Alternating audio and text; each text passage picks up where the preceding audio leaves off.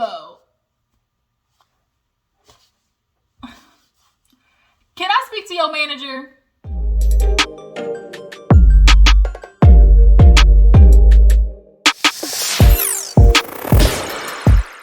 You guys, what's up, what's up? Welcome back to my channel. I know it has been a minute. I have been MIA.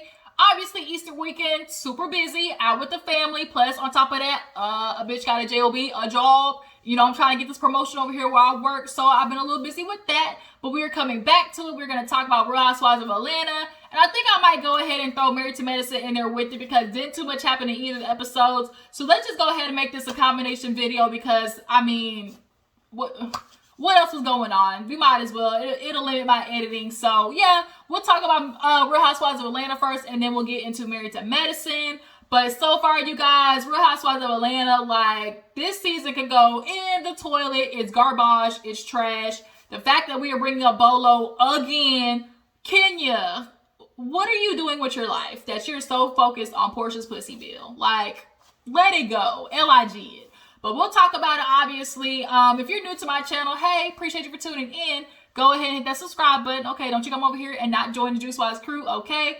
All of my Jujus out there who've been constantly supporting me, hey, appreciate the love, always. Let's keep this thing going, all right? Let's not waste no time so that I can go ahead and get this shit done because I got a doctor's appointment today.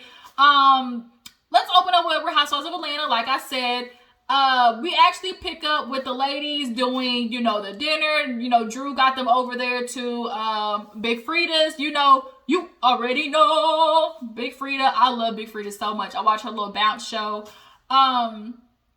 But while they were all getting the food ready, which looked hella good, I know it had some Tonys in there, some onion powder, some garlic powder, a little bit of chili powder. You know, those are little necessities, all right? But nonetheless, the food looked hella good. You know, New Orleans, baby. You know, gotta go to New Orleans, get you a little beignets, a little gumbo, you know, all that type of stuff. Yeah, a little cone, little what they call po' boy. But yeah, food looked hella good. But nonetheless, all that shit got ruined when they sat down to eat. Marlo had talked in the kitchen with Kenya and Candy, and she's like, oh, you know, Porsha, she talked to me, and all she was worried about was like, you know, obviously me and you, Kenya. And Kenya's like, well, why does she care about that? And she's like, well, you know, you're calling her a liar, and I'm asking her, like, did she do it? And she's saying no. And Kenya's like, we all know for Porsha fucking Bolo, and if people want to let her slide and not admit it, then that's what they're gonna do. But I know I'm telling the truth. And Marlo's like, well, we know the people saw and heard it too, so, you know, why do they want to plead the fifth? And she was basically talking about Candy. If y'all don't get out of Candy's throat, if she don't want to say that she knows she was next to Porsha, her hearing it like them, then that's her business. Like, what the fuck is going on? So they all sit down, and I guess production pumped Marlo up to call shit because she real passive-aggressive base. Talk about, oh, Big Freida, I got a question for you. You know, if you had a friend and, you know, you have two friends and one of them is really new, you know, you guys used to hate each other, you despised each other, and now you're in a better place, but you have this other friend, you know, who you've been with and, you know, you're nice with, and, you know, I don't want to be in the middle. Like, I have these two people and I want to have both of their friendship. But this one person is saying that my other friend is lying, and I don't want to believe that. You know, I don't want to believe my friend is lying to me. You know, what do I do? Of course, everybody knows who Marlo's talking about. Like, the fuck, Marlo? Cut it out. Passive-aggressive stuff, I can't stand. It will drive me up a wall. Because it's like, bitch, if you got a problem, say something, okay? And we'll be with the shits together. But Freida was like, oh, you know, I'm not a person of confrontation. I'm a person like just walk away and leave it alone. That right there should have been in the conversation because Marlo's like, oh yeah, you know, just leave it alone. Don't put yourself in the middle. Yep. That's it. Exactly. That's it. So after he said that, it should have been hush hush.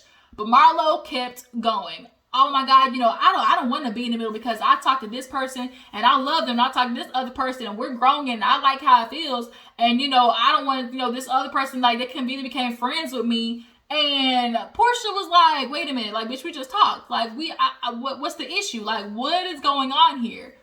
And Marlo's like, well, I was going to put your name out there. And it's like, bitch, what kind of acting game is this? Like, we know you're talking about, like, quit playing games. And so now it starts really going. Marlo and Porsha are going back and forth. she's like, oh, you know, you put me in the middle of it. You were trying to tell me not to be friends with Kenya, and that's not what I like. I don't want to be put in the middle. Like, everybody wants Marlo to say something. No, nobody did that, Marlo. Like Candy said, nobody inserted you. Like, you inserted yourself, which is very obvious. And Marlo, you moved hella shady this episode. Porsha last time was saying, oh, you know, poor Marlo's gonna go over there and act different with Kenya. You know, we were all looking at Porsha like, you can't control who she's friends with. If she wants to be friends with Kenya, let it be. But Porsha, I guess, was on to something. She was feeling in her intuition, her gut, that Marlo was on some bullshit. And sure enough, flip-flopping ass go over there to Kenya and starts trying to dig out of this truth from Porsha as if it's any of her business. Marlo looked at Porsha like, girl, you know, she told me it was the truth, and you sitting there saying it didn't happen, so what am I supposed to believe? You know, I don't want to be friends with no liar. And it's like, bitch, don't do that, because you were friends with Nene for 10 years, and you stayed up her ass. You never called her out for anything. So, what? If Porsha says no, and you're her friend, as you claim you still want to be, then you say, you know what, Porsha said she didn't do it, and you, even though you said she did, we'll just leave it at that. You know, we'll have to agree to disagree. Boom, end of story, done. But you're dragging it on to, oh, well, you know, she's lying and I can't be friends with her because you keep saying she did it. You keep saying she did it, you know, and I think other people heard it as well. And so if other people heard it too, then like somebody's got to be lying. And you snitch on yourself too, because Marlo at one point did say, well, I wanted to know too. So, bitch, you snitched on yourself. You just want to be messy. At this point, we saw how messy Marlo wanted to be. So, she gets mad and was like, you do put me in the middle. You want to talk about her to me. You want to talk about her to me. Like, we know if Porsha's with Marlo, she's talking shit about Kenya. If Kenya's with Marlo, she's talking shit about Porsha. It goes both ways. But what you do is you keep your mouth quiet. Like, you be friends with both of them and you don't say what the other person says. Like, that's how it works, Marlo. But she's like, both of you motherfuckers. And Porsha's like, you ain't gonna call me no MFer. She gets up. She's like, with y'all fake asses. And ended up going the wrong goddamn way. So she had to walk back. And Drew tries to get her to come back inside with her bad outfit. Didn't happen. Kenya's in there with Porsha. And they are going ham. Kenya is like, you know what, Marlo, she has an issue. Because Shami is like, here it is. Like, you know, Marlo's talking about being friends with Porsha. But look at how she's moving. Look at what she's doing. And Kenya's like, well, you know, Marlo feels like Porsha, you know, and Porsha was like, don't have my name in your mouth. Don't have my name in your mouth. Like, we're not going to do this, bitch. And so, of course, Kenya, Porsha. They're going back and forth, and Candy's like, stop it. Like, okay, if somebody decided they want to fuck a stripper, why does it matter? What's the difference? What difference does it make? And it was kind of quiet because it's like, Kenya, you look stupid. If you ask yourself, what does it matter? Like, how does it affect your life? And you sit there saying, well, it don't make me no, never mind. It don't affect my life. You know, if she decides she want to fuck a stripper, like, it ain't none of my business, but you keep making it your business. So it's like, at this point, what's the solution? You were talking about, oh, I don't know. But yet you keep bringing it up, and it's like, oh, well, I mean, it don't matter that, you know, if she decides she want to fuck a stripper. It's the fact that it's messing up friendships. No, it's not. Nobody's pushing for Porsha to say anything besides you, and now you got Marlo pushing for her to say something. Like, the friendships are not based on this one situation that happened with Bolo. And Kenya, I think, is stuck on this, well, if it was me, you know, you guys would have drugged me from here to Timbuktu. And it's like, no, I personally don't think they would have. Would they have made jokes, made little sneaky comments? Cool, like little shady things. That's Real Housewives only. That's what you do when you're housewife. You make little shady comments. But to the extent that Kenya is going, I just do not believe that they would do that. I just don't believe that they would do that. But that's me. That's my opinion. You can disagree, but you can do it respectfully down in the comments. Drop down in the comments. Matter of fact, answer that question. If this was Kenya and it was the other way around, do you guys believe Porsha would be going in as hard as she's going in on Kenya? Because we have to give Porsha credit where it's due, which is if we see how much Porsha has talked about Kenya this season, she's barely said anything about Kenya. The only time she's talked about Kenya is when she's reacting to what she's doing to her. All season, Kenya has had Porsha's name in her mouth. What is it? I think she just does not like that Porsha gets this kind of like support. People really like her. Like, they look at Porsha and want to be her friend. Like, I think that gets under her skin a little bit. But now she's yelling at Porsha like, oh, well, you know what? You know you fucked the stripper. We know you did it. You know you did it. And she's like, yep, sure did.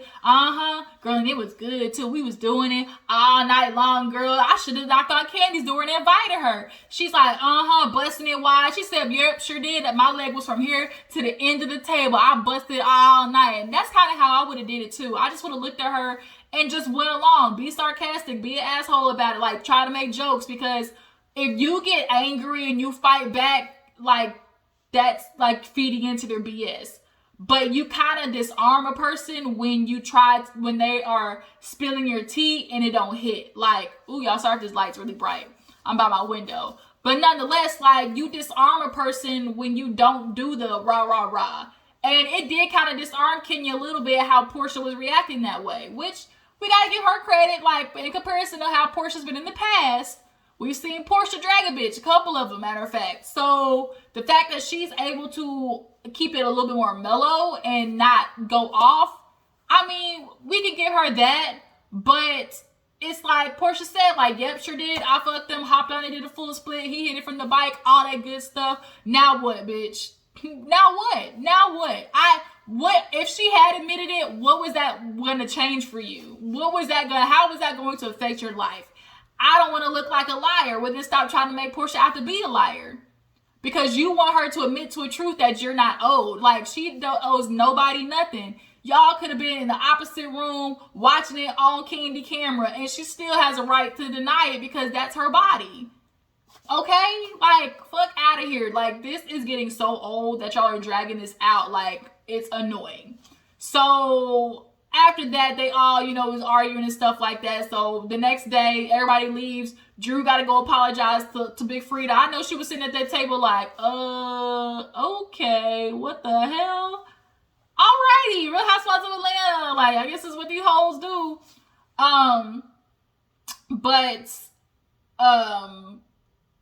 Kenya's thing now is, it's not about the fact that she fucked the stripper. It's the fact that it's affected friendships.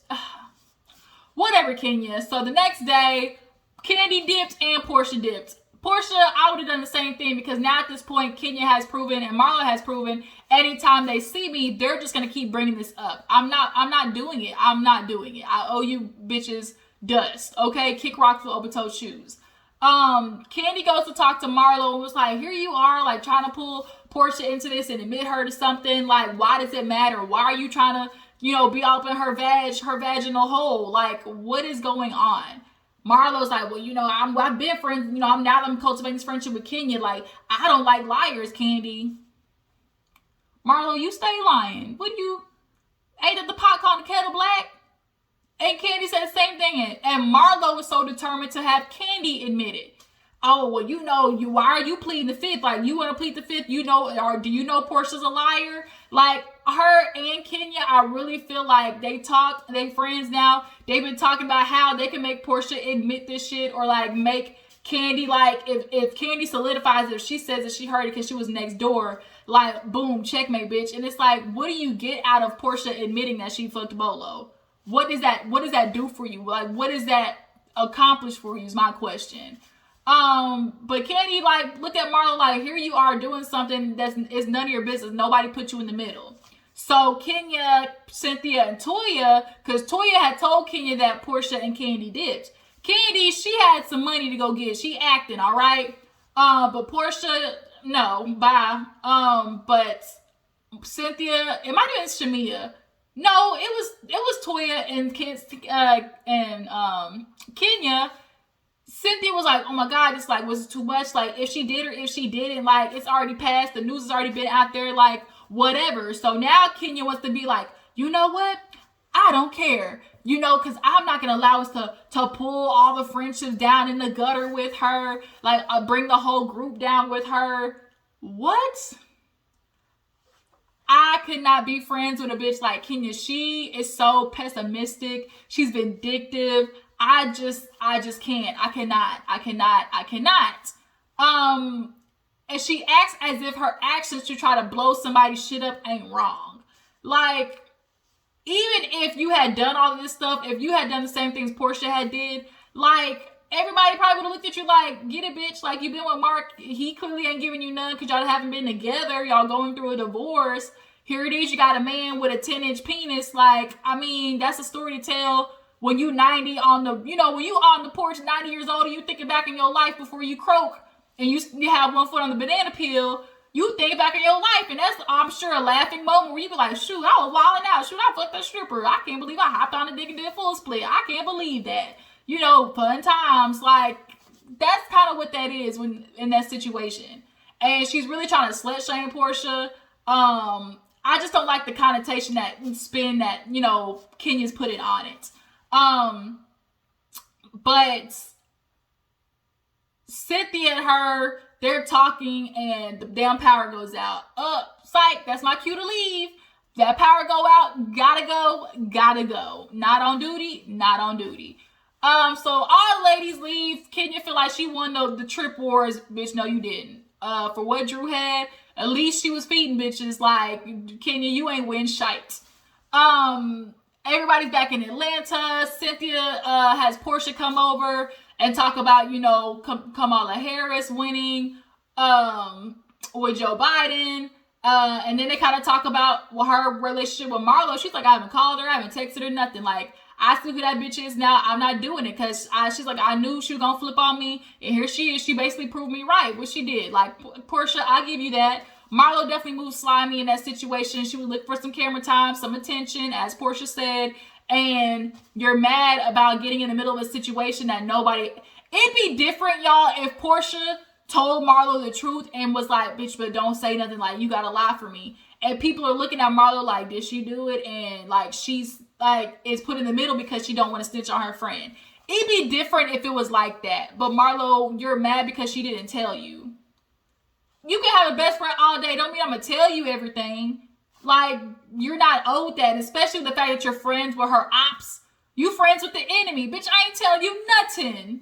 Because it's clear that you can't keep your mouth shut. But that's what she was talking to Cynthia about. She's like, I'm not doing this shit. Like, I'm not going to keep going back and forth with Marlo. They want to sit there and do that, but I'm not doing it. Portia's confessional looks is on point. What happened after that? Oh, Blaze.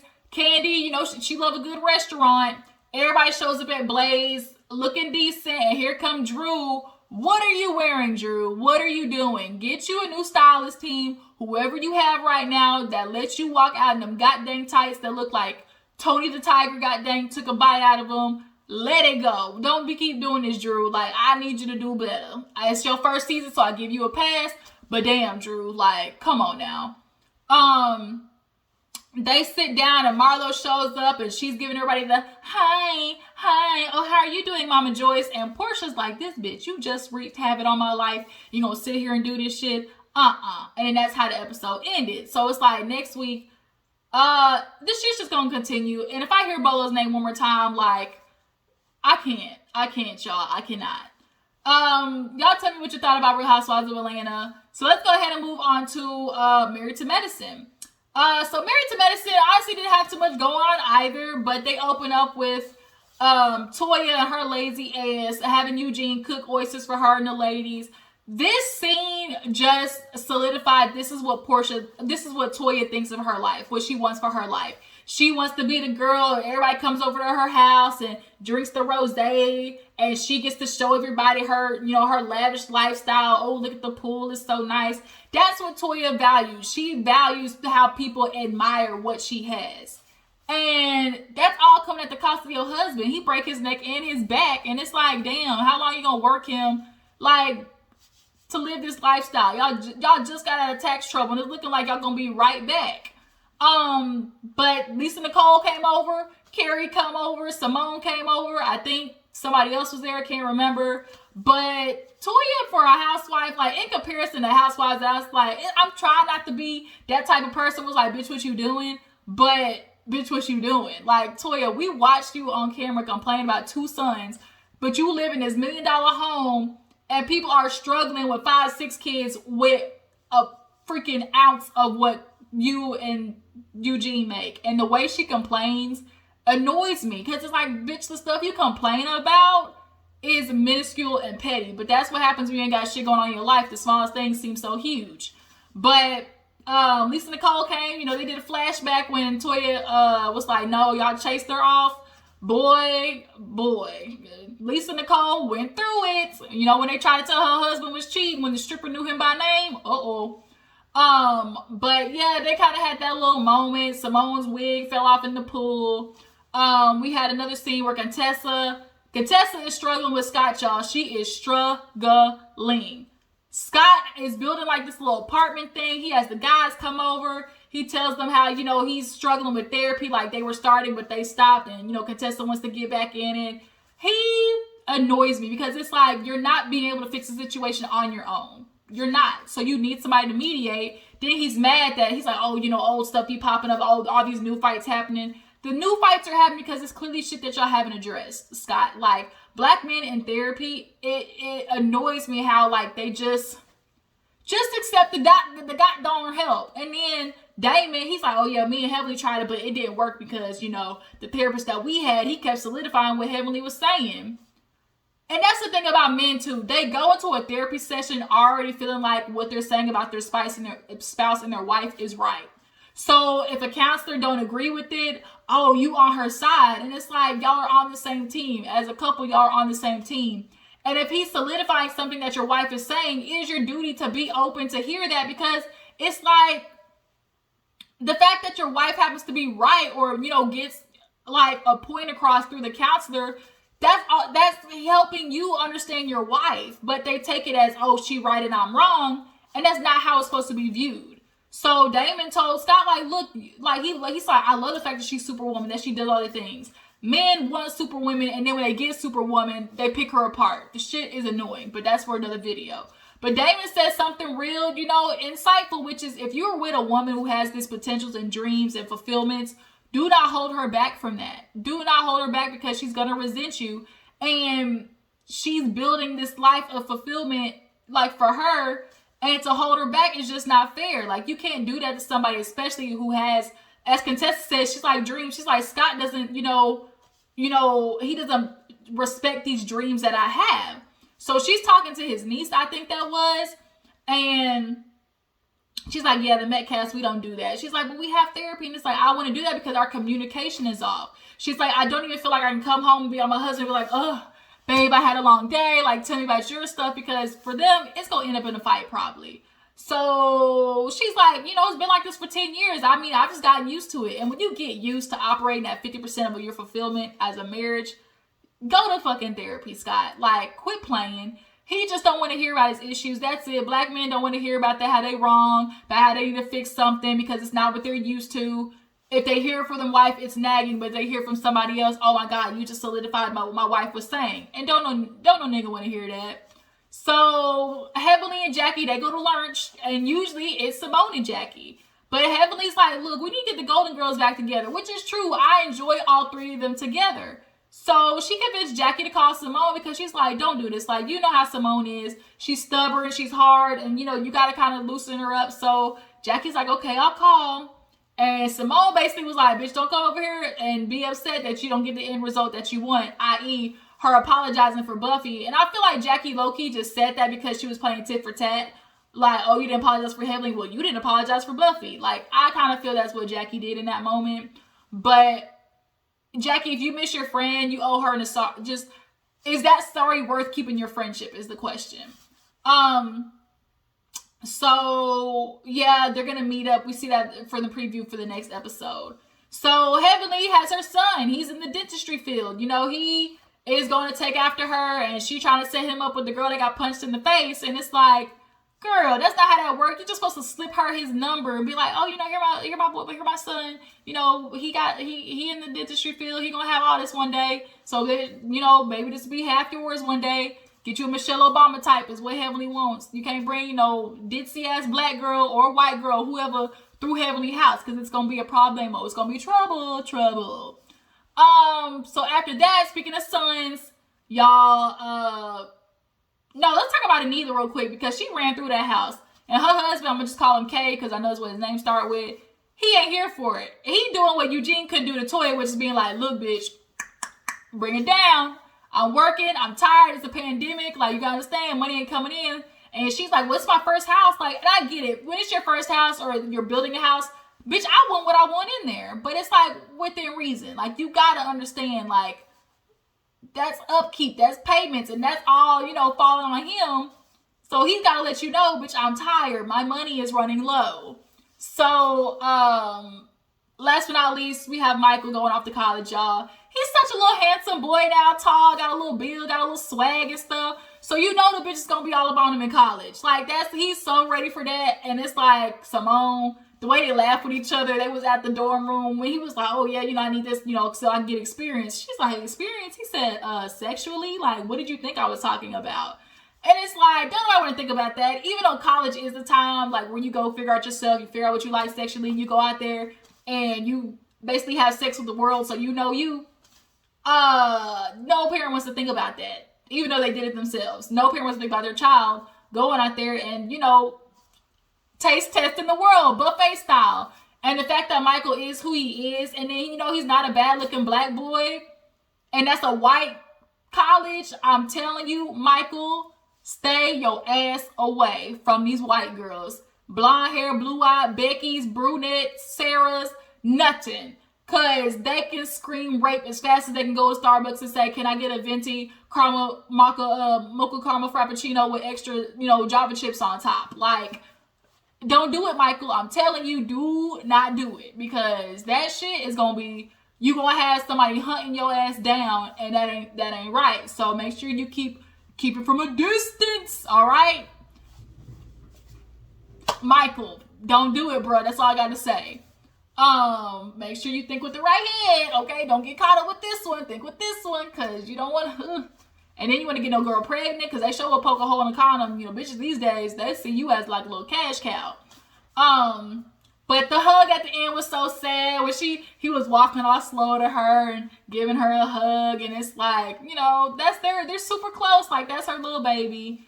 Looks like Miles need to get on it. I think Miles is definitely gonna struggle. He is going to be lost for a minute. Hopefully he'll figure it out, but he got a year. He better work this shit up. Better figure out what he going to be doing, buddy. She gives him a hug, and then they end up leaving, driving off into the sunset, and they thinking about all the good times when he was little. And it was a little cute little flashback because, you know, we do watch these kids grow up on the show. Next person is going to be Alora, and, you know, Heavenly and Alora. Oh boy, to see that, basically spitting image of Heavenly come out and live into the world, oh shit, it's gonna be a problem.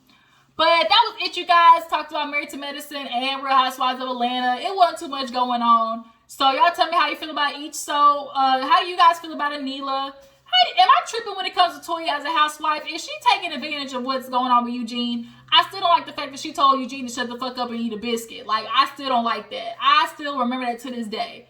And she emasculated the dog fuck out of her husband in front of everybody. Like, that shit was foul. And she does that a lot, actually. She shot Eugene up with some testosterone because, you know, sometimes men get low testosterone. He went in the mood to fuck, no nothing. So he had to get that figured out. So she shot him in the ass with a little bit of testosterone steroids. And now, you know, got the rapping, and that's how it happened for them two. But yeah, you guys, we have Ready to Love on the roster. Hopefully I'll get a chance to see the Love and Marriage Secrets Revealed episode and come to you guys about that. But I got a doctor's appointment and I have surgery this week, you guys. So, you know, this week might be a little light because I'm doing a lot. But I promise I'm going to get back to you, okay? Love and appreciate the support always. Like this video, subscribe to my channel. I will catch you guys next time. Deuces.